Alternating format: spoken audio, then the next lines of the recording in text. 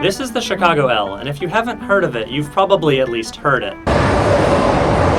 The L is a cultural icon, but it carries half as many people today as it did in the 1930s. Technically, the population was also higher. Service on the L has been cut dramatically following the pandemic, and ridership has entered something of a death spiral. The most recent embarrassment is Chicago losing the title of North America's busiest elevated train system to Vancouver and their stupid world-renowned SkyTrain. From unpleasant stations to unreliable trains, to crime and even collisions, taking the L has really taken a dual meaning here.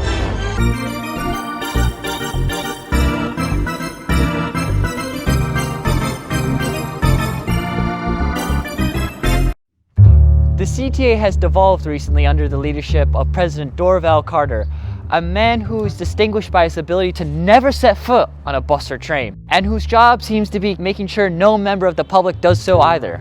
Carter has allowed service levels and ridership to plummet. CTA's once impressive maintenance regime seems to have just fallen by the wayside, and even with dropping crime levels, there are still some serious safety concerns. But hey, at least they've ended smoking. Dumb. Stupid.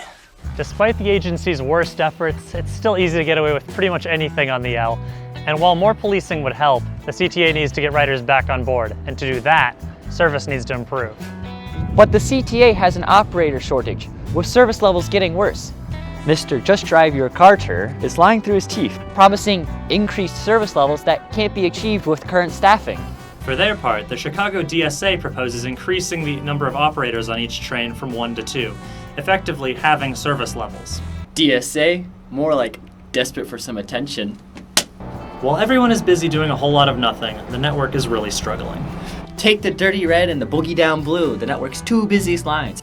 Until recently, these lines had some of the best service on the continent, with trains arriving every few minutes throughout the day and continuing to operate frequently overnight. But today, even with low ridership, the trains arrive so infrequently they often suffer from severe crowding. Rather than running more service, the only concrete plan to increase train capacity is an archaic proposal to extend platforms at red line stations from 8 to 10 cars long. To explain why this is a waste of money, think of the CTA like a pizza shop. The Red Line used to be its most popular item, but sales are way down. If the CTA makes trains longer, it's like cutting the pizza into smaller slices. Sure, now they can sell more pizza, but who's gonna buy it? It still smells bad and rarely shows up on time. Trying to add slices to this pathetic thin crust Red Line doesn't do much. To get riders back on board, the CTA needs to upgrade to deep dish.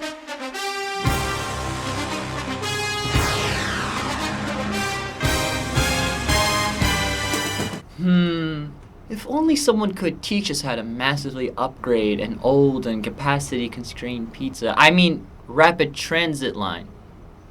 It turns out the best teacher lies within this subway entrance. Metra? No. Paris. This is a line 4 of the Paris Metro, whose trains all had drivers until recently. Line 4 is the second busiest in Paris, and the decision was made to go driverless to squeeze even more people into it.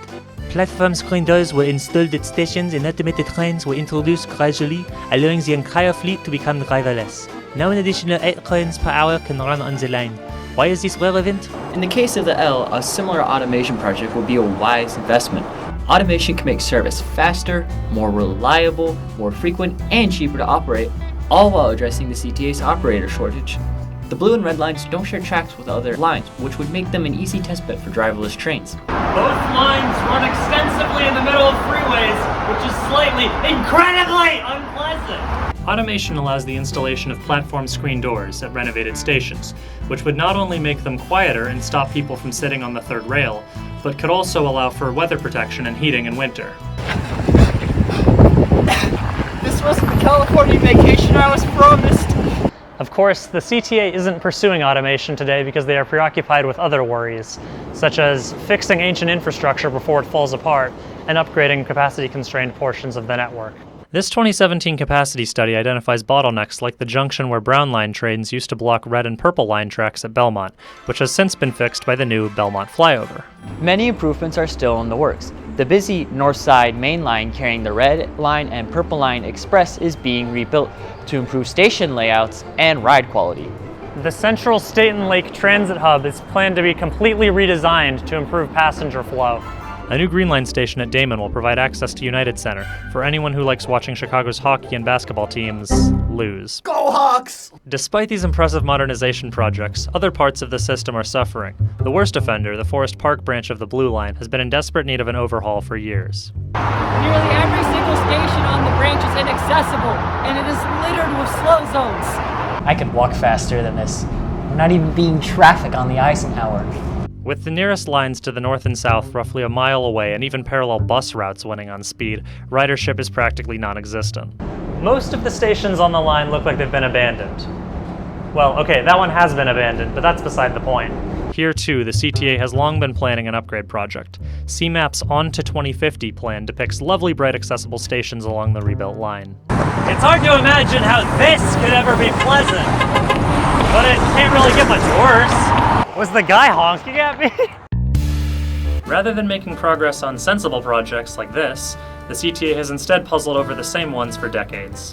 In 1969, Mayor Daley promised the construction of an extension of the Red Line south into underserved communities.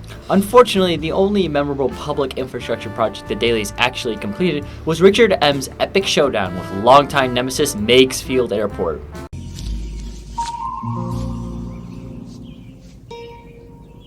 What the fuck is this piece of shit? Daley destroyed the runways at midnight to do an end run around lawsuits and court delays. To do this any other way would have been needlessly contentious. Chicago politics, folks. The very same Chicago politics that have finally got the Red Line extension back on the move. Bringing the Red Line south could transform the far south side communities, slashing travel times into downtown and bringing new development to the area. If properly executed, this project might serve as a model for the type of investment needed to address the inequities Chicago faces today. But that's only if strong planning efforts ensure that proper development occurs near stations. If that doesn't happen, then we might end up with a repeat of the Orange Line, a line that is primarily fed by bus connections, yet whose stations lack any kind of development. Look at all this space! Fortunately, development has been emphasized throughout the planning process of the Red Line extension. Each station area is set to add nearby housing and retail. The biggest flaw of the RLE is without a doubt the price tag. The entire line follows existing right-of-way and requires no tunneling, making its $3.9 billion cost rather preposterous. It's still less than the Bears want for a new stadium. Critics point out that upgrading nearby Metro services would be a cheaper alternative, and we certainly don't disagree that Metro needs some major service enhancements. To quote a 2010 Yona Freemark article, in the longer term, Chicago has a responsibility to encourage more interconnections between Metro and the CTA, thereby making it possible for residents to use commuter rail and rapid transit interchangeably. Metro should be working to expand the frequencies of its service. For now, though, the Red Line extension is probably the best way to achieve better transit service for the far south side. Beyond this, RLE serves fundamentally different areas than the Metro line, which skirt the edges of the Roseland neighborhood. And back to that 2017 capacity study, the extension features a new yard which will allow for improved service across the entire Red Line. This project could be a boon to the L's busiest line. What about the other lines? Well, inadequate yard space and chaotic junctions on the loop limit how many trains can be run at any time. Trying to increase service on any one line necessitates reducing service on another. For once, we agree with the CTA. The only way to address this is to move one or more lines off the loop. In their current financial state, the only feasible way to do this would be to route trains into one or the two existing subways. So, who should it be? The Lee Street L has no connections into either subway route. Brown's a local corridor, it simply must be kept about. Purple could be perfect if we want a Northside Main Express. Interfering with the Red Line surely would create a mess. Southside Green Line, great connections between tracks. Interline them, duplication to the max. How about Orange? Well, that connection ain't so nice. And because of an extension we'll talk about soon, branching here could be unwise. So clearly there's only one option, the party of the bunch. It's alive and full of ridership and several busy bus routes. Used to be a blue branch, now it's just confused and better to be put back underground. Until 2005, trains on today's Pink Line ran via the Blue Line, so why not today? Much as we love the Pink Line, it ends up congesting the loop while not performing very well with ridership either. If we made the Pink Line a blue branch, the line could be automated to bolster service on the O'Hare leg and leave more capacity for lines using the loop. Magnificent!